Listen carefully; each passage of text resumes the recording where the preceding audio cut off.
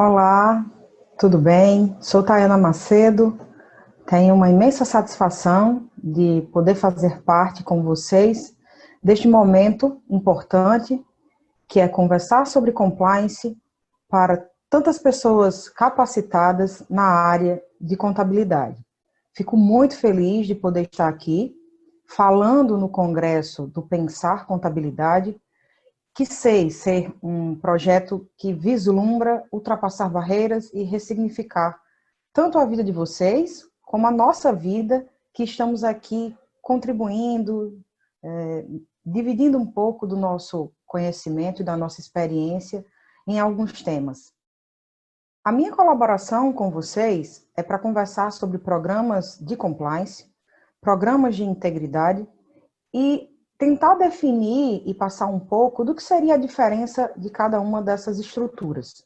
Quais seriam as diferenças e onde é que eles se parecem e por que se tem tanta...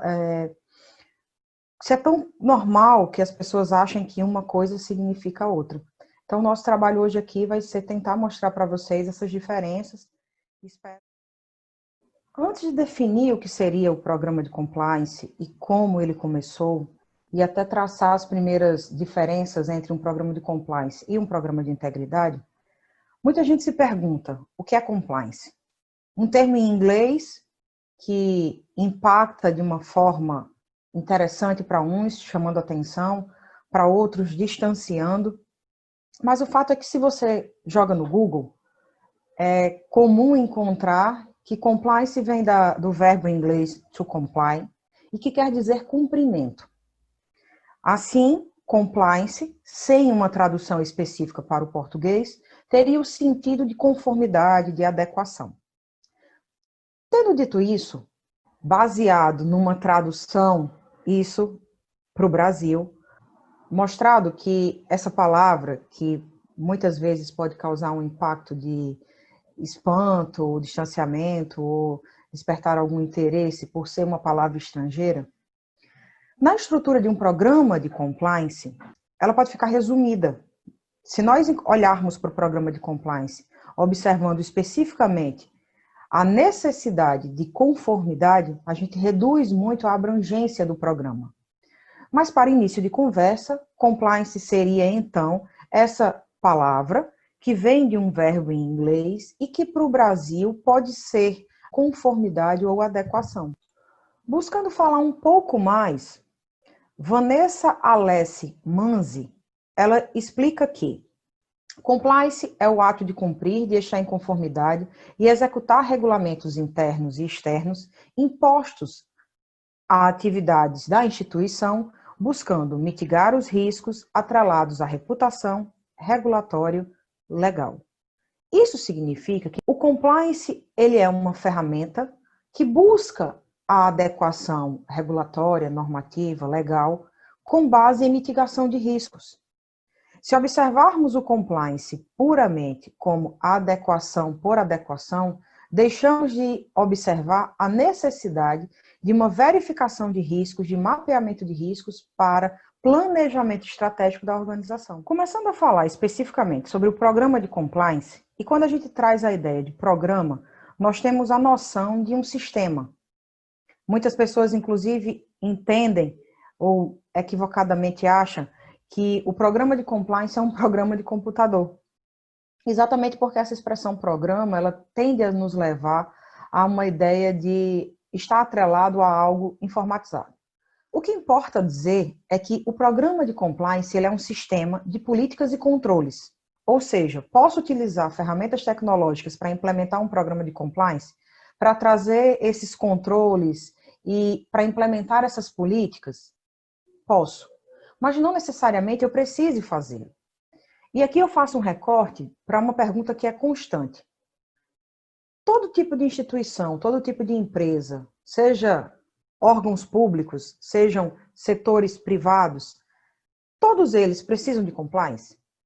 E neste momento, eu respondo que sim. Respondo que sim, pelo que já falamos anteriormente.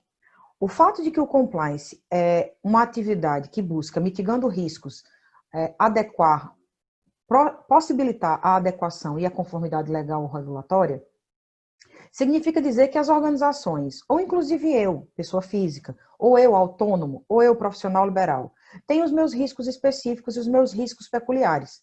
Entendo os meus riscos específicos e peculiares, eu vou precisar criar o mínimo de controles com base nessa mitigação para que prejuízos não aconteçam, nem de forma operacional, nem de forma reputacional. Aqui a gente já tem uma ideia, então, de que forma bate o coração do compliance. O compliance, ele observa riscos, ele mitiga riscos, buscando a conformidade, uma conformidade alinhada não só a leis, mas a normas, incluindo aí os regulamentos internos, aqueles que são estruturados pelos códigos de conduta, e estes códigos de conduta, para ter eficiência, precisam ser elaborados com base num bom mapeamento de riscos realizado anteriormente. Então, o compliance é a busca pela conformidade, mas tentando mitigar e evitar que prejuízos reputacionais aconteçam na organização. Observe que até agora eu não falei em corrupção, não falei em fraude. Isto porque o programa de compliance, ele observa de uma forma lato sensu toda a organização. Se eu tenho o risco da corrupção, o risco da fraude, sendo mapeado ou sendo uma realidade possível de materialização de uma organização, a gente tem que começar a pensar um pouco de outra forma. E esta outra forma, esta forma específica de se olhar para o risco da corrupção e da fraude, abre espaço para o que nós conhecemos por programa de integridade. Segundo a CGU, com base na nossa Lei de Combate à Corrupção, a 12.846 de 2013, que entrou em vigor em 2014, define o programa de integridade como sendo um programa de compliance específico para prevenção, detecção e remediação de atos lesivos previstos na Lei 12.846, que tem foco em impedir, em mitigar a ocorrência de suborno, fraude, inclusive em processos de licitação, abrangendo toda a estrutura que pode afetar a administração pública. Aqui nós temos, então, um peculiar. Se o programa de compliance, se o compliance, ele busca a adequação, e a adequação baseada em mitigação de riscos que possa impactar na reputação, nós temos que o programa de integridade é um programa específico de compliance para observar os riscos que estão desenhados na Lei 12.846 e no seu decreto, o 8.420 de 2015. O que seria de confuso, o que seria de igual, o que seria de diferente nessas duas estruturas? Nós temos de igual o fato de ambos serem programas de compliance. O que tem de peculiar, e aí eu não vou dizer que seja uma diferença, mas uma peculiaridade, é o fato de que o programa de integridade ele se volta, se debruça aos riscos que estão envolvidos com combater corrupção, combater fraude e todo aquele ato que impacte em prejuízo à administração pública. Prejuízo este envolvendo atos de desconformidade nas linhas de licitação, nas linhas de compras diretas ou não, ou seja, nas relações que possam, inclusive, haver venda de interesses. No Brasil, a corrupção ela é específica, descrita, tipificada no Código Penal como corrupção ativa e corrupção passiva, e que em um dos polos tem a administração pública. Na corrupção ativa, nós temos a causar a corrupção, e na corrupção passiva, o ser induzido, né, ou estar no polo passivo do ato da corrupção. Nessa estrutura, nós podemos ter um agente público causando a fraude, causando a corrupção, e nós temos também a possibilidade de eles estarem no polo em que eles estão sendo corrompidos. Exemplos bem categóricos e bem simplórios, inclusive, é o momento em que estou trafegando em uma via pública e sou parada por um agente de trânsito. No momento em que ele me para e pede os meus documentos, e neste momento, e neste instante, eu, estando errada, solicito que ele receba e dê um jeito de desviar da obrigação dele e receba algo em troca, que não necessariamente possa ser dinheiro, necessite ser dinheiro, nesse momento eu sou o agente ativo e o policial é o agente passivo. Significa dizer que, numa situação diferente, se eu sou parada no trânsito e o policial me aborda e já me propõe que para me liberar eu devo lhe dar alguma vantagem, ele está no polo ativo e eu estaria no polo passivo. Rapidamente para mostrar que, no Brasil, ainda não temos a possibilidade de corrupção privada. Em alguns países isso é possível e existe punições para tanto, mas no Brasil ainda não. É importante, já que estamos falando de programa de integridade, termos uma noção do que é fraude e do que é corrupção. Naturalmente, a corrupção seria um tipo de fraude, mas a fraude, para acontecer, não necessariamente ela esteja embasada na corrupção. O que seria fraude, então? A fraude é qualquer ato ou omissão intencional para enganar, para que exista perda em afetando uma vítima. Isso é fraude. Eu ajo conscientemente, causando prejuízo a alguém, burlando. E aí seriam exemplos fraudes de documentos. É possível e é corriqueiro na rotina, principalmente de advogados criminalistas como eu, se deparar com documentos que foram fraudados. E aí entra um alerta muito importante para os advogados, como também para os contadores. Imagine que um contador possa receber algum documento do seu cliente fraudado. O próprio cliente fraudou, particularmente trouxe para o escritório de contabilidade, mas o fato é que não necessariamente essa fraude documental ela esteja vinculada a um ato de corrupção. Por quê? Porque a corrupção seria a estrutura de promessa, oferecimento, em pagamento ou em remuneração, ou seja, vantagem. A corrupção é você prometer ou simplesmente dar, porque no ato da corrupção, não necessariamente que a troca exista, eu não necessariamente preciso receber dinheiro ou uma vantagem efetivamente para se configurar a corrupção. A mera promessa, se a gente consegue mostrar que a mera promessa ela se efetivou, nós temos a estrutura de uma corrupção. E aí nisso, de uma forma direta ou indireta, e envolvendo em um dos polos um agente público.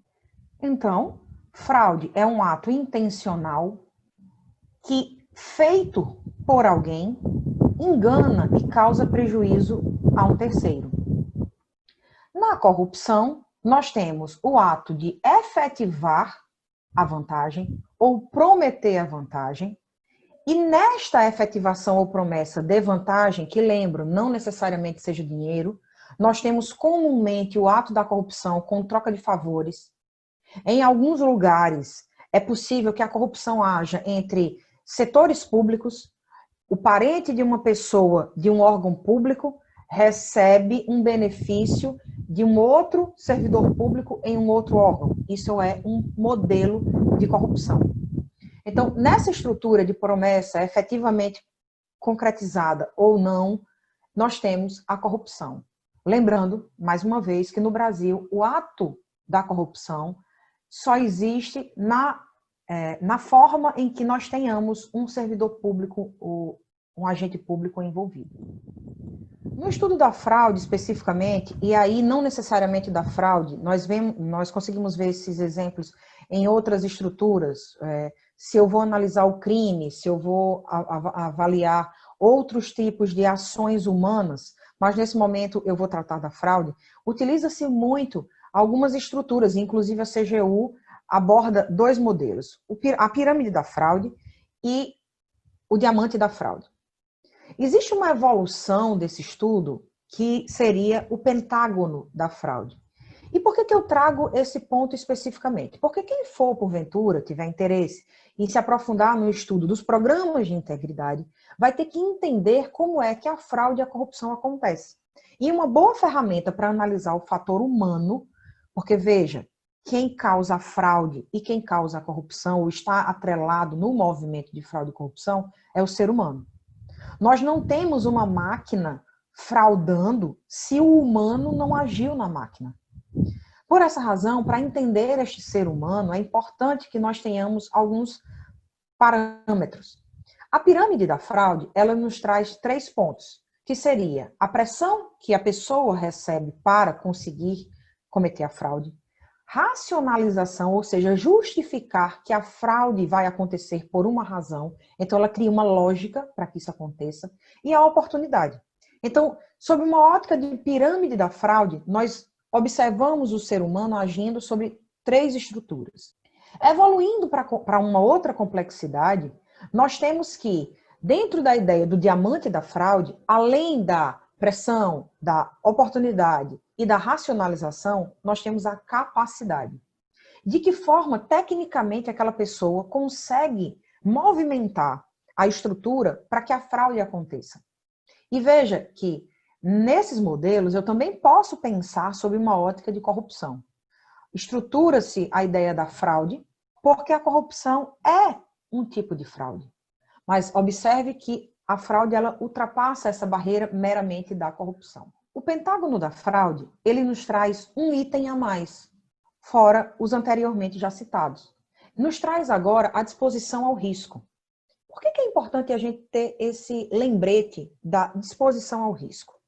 Primeiro, o pentágono da fraude não está documentado no material didático da CGU, ela trabalha com a pirâmide e com o diamante, mas existem estudos mais elaborados que buscam mostrar a atuação humana em cima do pentágono da fraude. É que o ser humano, e essa expressão ela é muito usada no mundo corporativo, apetite de risco, apetite ao risco. O apetite ao risco, não só organizacional, ele existe individualmente. Pessoas que gostam de aventura, pessoas que gostam de esportes radicais, assim como existem pessoas que estão mais propensas e que estão mais disponíveis ao risco da fraude. Não é o foco da nossa palestra de hoje, mas é para que vocês entendam que não é tão simples analisar a figura humana no momento da fraude, no momento da corrupção. Existe todo um complexo que envolve a tomada de decisão para fraudar ou corromper ou se deixar corromper. E por essa complexidade, isso tudo tem a ver com o programa de integridade. Voltando para o que a gente já conversou, o programa de compliance, ele tem uma visão lato. Ele vai buscar todos os riscos que possam impactar na organização de forma reputacional pela desconformidade normativa, legal e de estruturas escritas. O programa de integridade, ele vai olhar o risco da fraude e da corrupção. O risco de materializar-se algo que impacte na administração pública. Isso podendo ser gerado por outros órgãos de administração pública ou podendo ser gerado por órgãos privados, que é basicamente o que aborda a nossa Lei de Combate à Corrupção, a 12.846. Na minha fala, eu gosto sempre de demonstrar que é muito mais valioso um programa de compliance robusto, porque nele consegue conter um programa de integridade efetivo, que ter meramente um programa de integridade que só olhe para o risco da fraude e da corrupção, por vezes deixando passar outros riscos que, em sendo materializado, pode muito mais acabar com a estrutura e com a sustentabilidade do negócio. Nesse sentido, habitualmente eu digo que combater corrupção é uma consequência lógica do programa de compliance. Mas combater diversos outros riscos não é uma consequência lógica de um programa de integridade. O autor, Marcos Assi, ele desenvolveu um desenho, uma estrutura, que nos mostra os 9 pilares de um programa de compliance. Nessa figura, ele põe no centro o suporte da auto-administração. Num desenho circular, ele apresenta os outros 8 pilares, que seriam avaliação de riscos, código de conduta, controles internos, treinamento e comunicação, gestão de terceiros, canal de denúncia, investigação interna, auditoria, revisão e melhorias. Nessa estrutura trazida pelo autor, ele nos diz que esse programa, essas ferramentas, elas estão ali estabelecidas para prevenir, detectar e responder aos riscos previstos, analisados e previamente mapeados. A estrutura de um programa de compliance, ela, depois que concatenada, depois que implementada, ela passa a não mais ter um início e um fim. Observando o desenho apresentado pelo professor Marcos Assi, no momento em que eu tenho o suporte da alta administração no centro, ele se comunica com todos os outros pilares. Porque a alta administração, que inclusive dito pelo autor, é a dona do programa de compliance, é a alta administração que dá o tom, que coordena, que inspira a que os outros colaboradores consigam se desenvolver no raciocínio da integridade, da ética, dos bons costumes, da boa governança. O programa de compliance, ele é uma ferramenta que possibilita a operacionalização do negócio. E nessa estrutura em que a alta administração ela deve estar ligada a todos os pilares, significa dizer também que todos esses pilares, depois de implementados, não necessariamente que sigam a mesma ordem. Por exemplo, depois que eu tenho um programa de compliance apresentado, estruturado numa organização e em funcionamento, sistematicamente eu vou ter que fazer uma nova avaliação de riscos, para que, em um certo momento, eu precise entender o que é que o canal de comunicação está me trazendo de positivo ou negativo daqueles riscos que anteriormente eu tinha mapeado. E olhando o desenho apresentado pelo professor Marcos Assi, a avaliação de riscos não é um pilar que esteja ao lado do pilar canal de denúncia. Os controles internos também, para acontecerem, para serem implementados, fortalecidos, eles precisam estar amparados numa boa avaliação de riscos. O código de conduta, para acontecer e ter previsto os principais pontos, aquilo que tem que ser priorizado, só pode ser feito se identificar-se na avaliação de risco essas estruturas. Assim sendo, os pilares, eles se comunicam, eles se interligam. E é importante que a estrutura de compliance esteja muito bem alinhada com todos esses setores. Porque o responsável pelo compliance, ele não precisa dominar todos os conteúdos existentes na complexidade de uma organização. Mas é importante que ele esteja muito bem alinhado, que esteja em sinergia com todos os setores técnicos e todos os setores de expertise da organização, para que ele consiga dar o seu suporte de conformidade. Se falamos em programa de integridade, os 9 pilares apresentados pelo professor Marcos Assi já vão se transformar em 5 pilares, e são os 5 pilares que a CGU utiliza. Nós temos no primeiro pilar, comprometimento e apoio da alta direção. No segundo pilar, instância responsável. No terceiro pilar, análise e perfil de riscos. No quarto, regras e instrumentos, e no quinto, monitoramento contínuo. Isso quer dizer que se fizermos uma interligação entre os 9 pilares apresentados anteriormente, nós temos que esses 5 são um resumo, um compilado dos 9 anteriores. Nós temos, no primeiro pilar de um programa de integridade, o comprometimento e apoio da alta direção, que seria o comprometimento da alta administração. Assim como o exemplo trazido pelo professor Marcos Assi, onde nós encontramos que as respostas do programa de compliance são prevenir, detectar e responder, no programa de integridade, a CGU também apresenta esses pontos. Quando ela diz que o programa de integridade é um programa específico de compliance e que é específico para prevenção, detecção e remediação dos atos lesivos previstos na Lei 12.846 de 2013. Significa dizer, mais uma vez, que o programa de integridade se coloca dentro de um programa de compliance. O programa de compliance abarca estrutura muito mais complexa e mais firme o programa de integridade. Por que entendemos ser importante fazer a definição entre programa de compliance e programa de integridade? Exatamente para que vocês consigam absorver a ideia de que o programa de compliance ele é amplo. E por essa razão ele pode estar em qualquer organização. É fato que o programa de compliance ele é necessário que esteja amparado em integridade. Mas isso não significa que esta integridade, que tanto é importante para o programa de compliance, se resuma a um programa de integridade.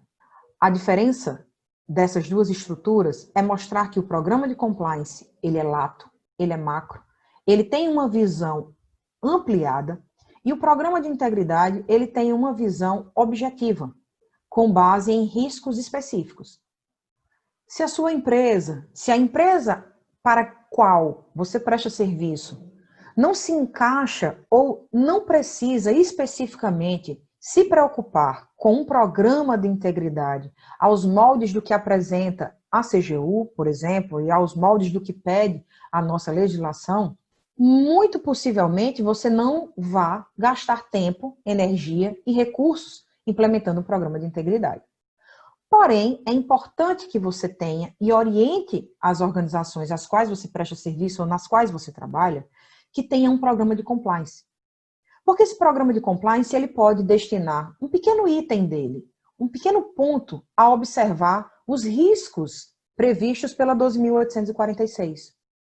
Eu posso não precisar de um programa específico para a integridade, mas é muito importante que eu tenha um programa de compliance e que este programa de compliance olhe para o risco da desconformidade, principalmente se estamos falando de Brasil, principalmente se estamos falando das nossas organizações internas, que estas organizações tenham um olhar atento para os programas de integridade.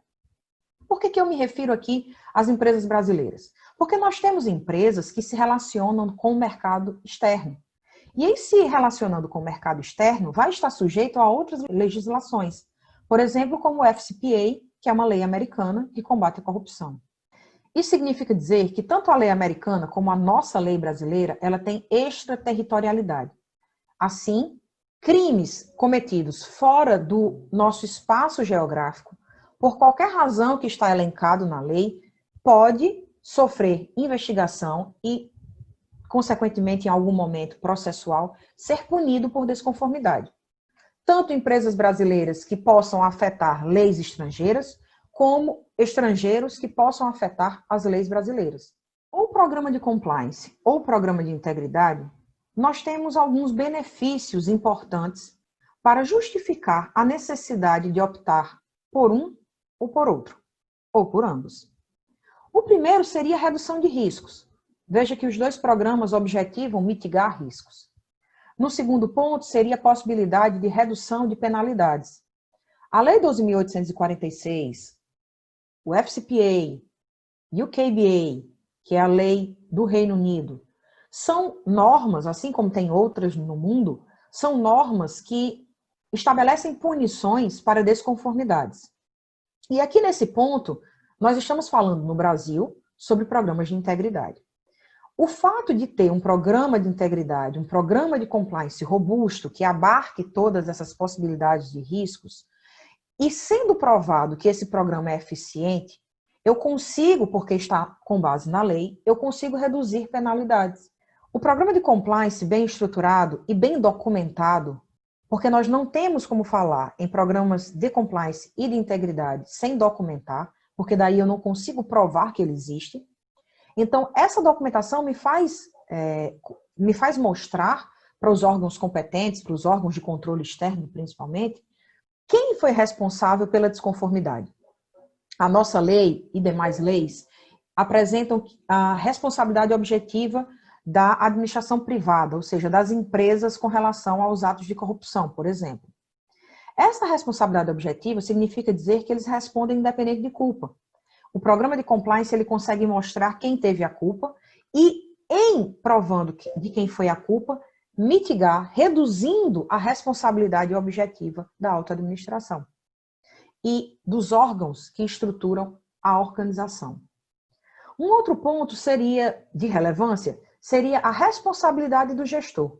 Eu consigo delimitar, esclarecer como funciona a responsabilidade da auto-administração quando eu tenho um programa de compliance bem estruturado.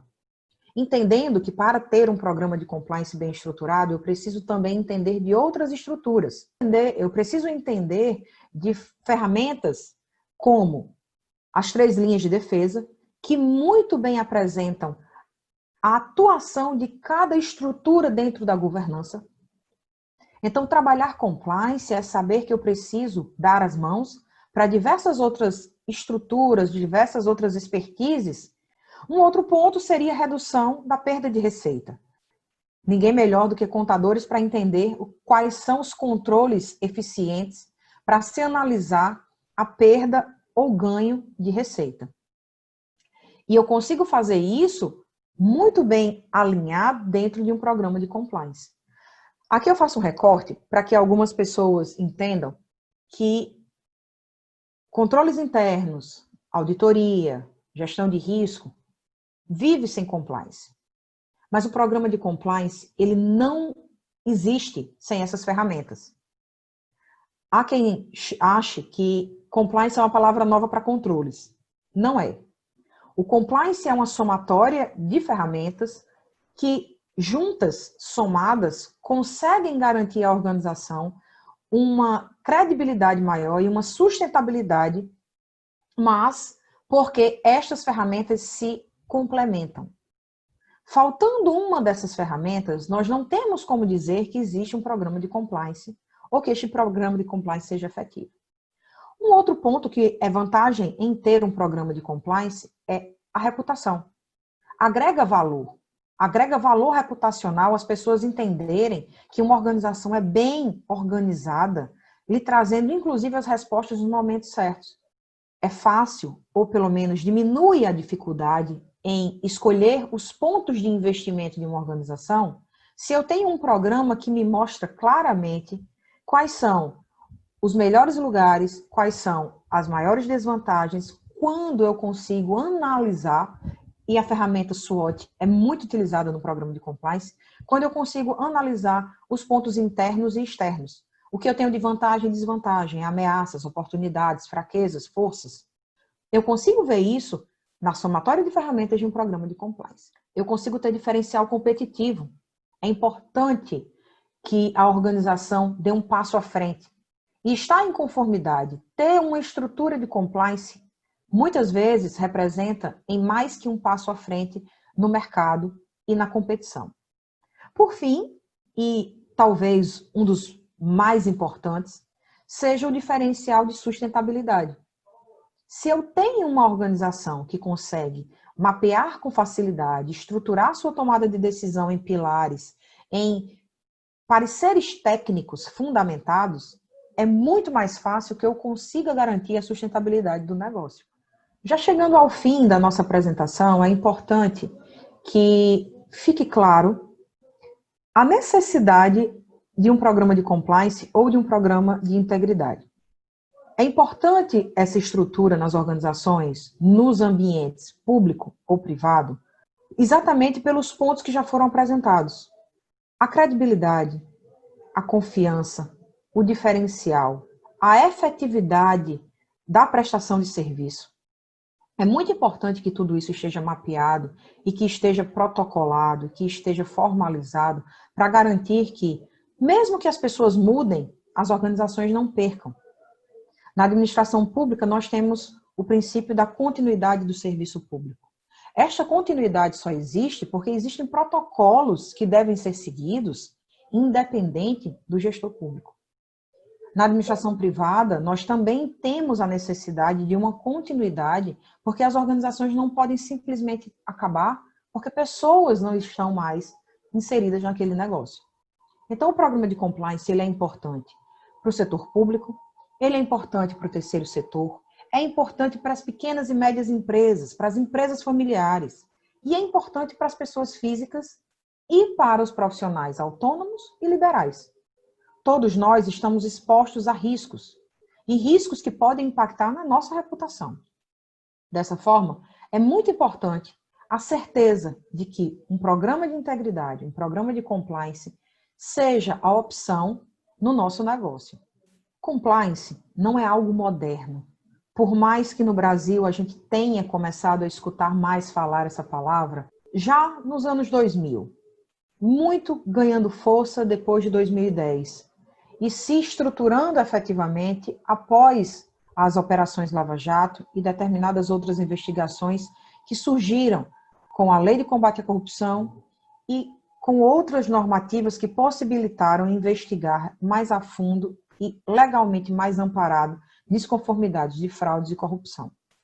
Mas a ideia do compliance, a gênese, Os primeiros passos começaram a ser dados nos Estados Unidos em torno de 1906 e 1913, quando surgem normativas, leis amparando o mercado consumidor de alimentos e medicamentos, em 1906, e quando o Banco Central Americano surge em 1913.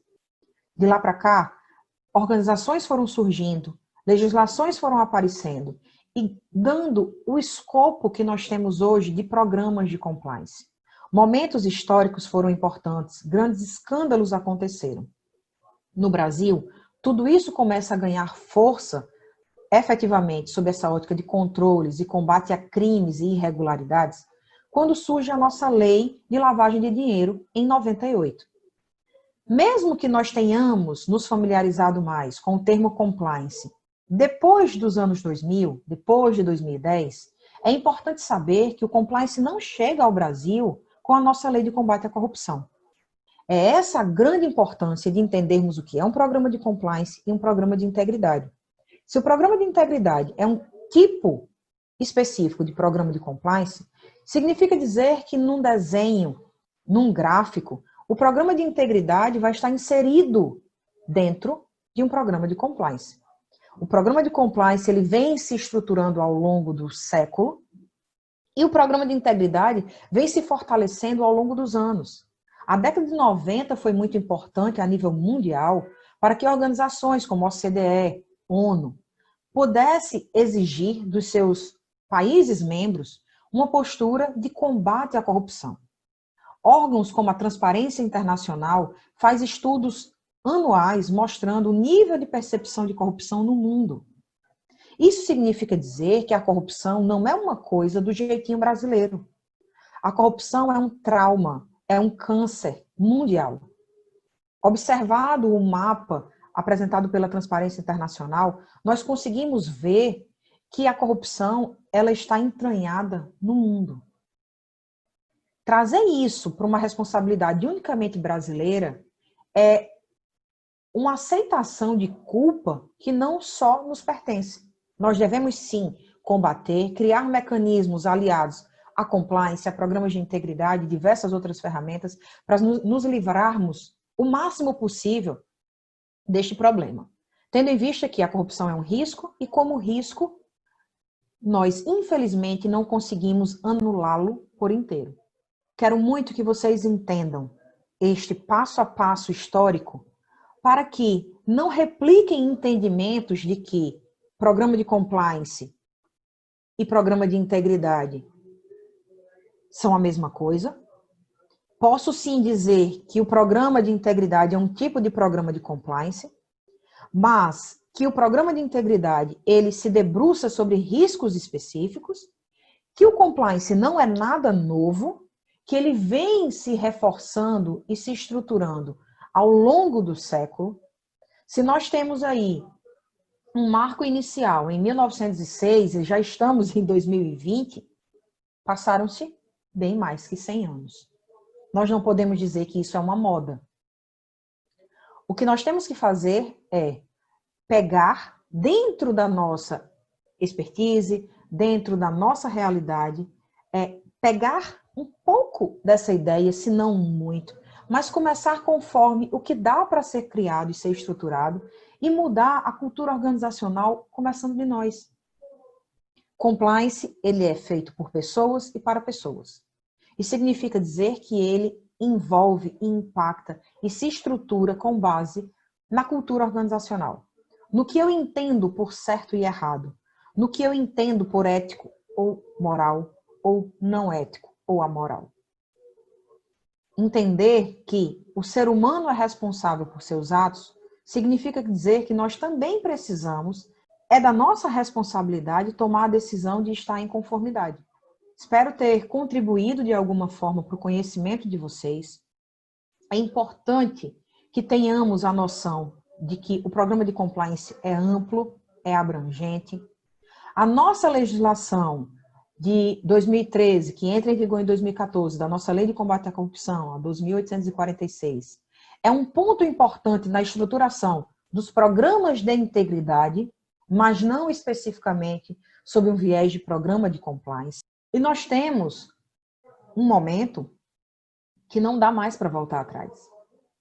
O Brasil já está engajado e precisa amadurecer cada vez mais no caminho da conformidade, da adequação e principalmente da gestão de riscos. As profissões, contadores, advogados, precisam estar atentos à gestão de riscos para conseguir efetivamente trabalhar dentro das suas expertises com compliance. Existe hoje um hábito de dizer que compliance é coisa de advogado. Eu, como advogada, discordo. Existem outras pessoas que entendem que só dá para fazer estruturas de programas de compliance ou de programas de integridade aliados unicamente com contadores. Também discordo.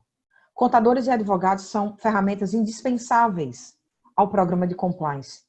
Juntos, são responsáveis por uma estrutura de conformidade que precisa estar amparada em gestão de risco. Então, fechando a minha participação de hoje, o meu apelo é: estudem risco, capacitem-se em gestão de risco para melhor monitorarem os seus clientes e prestarem serviço aos seus clientes e para que isso seja um amparo e um lastro de segurança para a sua atividade individualmente e de forma muito pessoal. Muito obrigada. Obrigada à equipe do Pensando Contabilidade. Foi uma oportunidade muito importante, muito especial para mim. Estou à disposição de vocês nas minhas redes sociais. Pode seguir Clat Compliance no Instagram, @ClatCompliance. Será uma satisfação poder fazer contato com vocês, tirar dúvidas. Fiquem com Deus e tenham um excelente congresso.